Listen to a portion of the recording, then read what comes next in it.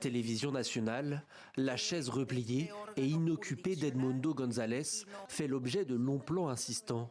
Le candidat à la présidentielle de l'opposition avait été convoqué par la Cour suprême qui se charge actuellement de contrôler le processus électoral. Mais ce dernier n'est pas venu. Il s'en est expliqué dans une lettre ouverte.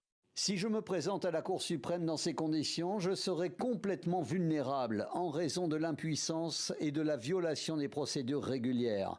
Je mettrai en danger non seulement ma liberté, mais plus important encore, la volonté du peuple vénézuélien. S'il continue de s'exprimer, Edmundo González n'a plus été vu en public depuis une semaine. L'opposant politique craint pour sa vie. Depuis le scrutin du 28 juillet, les arrestations se multiplient et le pays vit sous tension.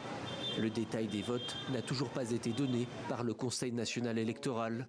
En attendant la publication des procès-verbaux, l'opposition continue de clamer sa victoire.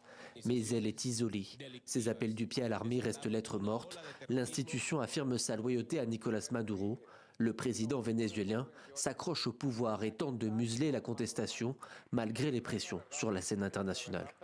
Je m'en fiche. Qui décide ici? C'est le peuple du Venezuela, pas le gouvernement des États-Unis. Qui décide ici? C'est la Constitution, les institutions vénézuéliennes. C'est nous, les Vénézuéliens. Personne ne devrait intervenir. Nous n'intervenons dans les affaires de personne. La pression internationale, c'est le seul avantage dont dispose l'opposition. Que ce soit le Brésil, le Mexique, le Chili ou encore la Colombie, quasiment tous les pays voisins d'Amérique latine ont appelé Nicolás Maduro au respect des résultats de l'élection, sans réel effet pour le moment.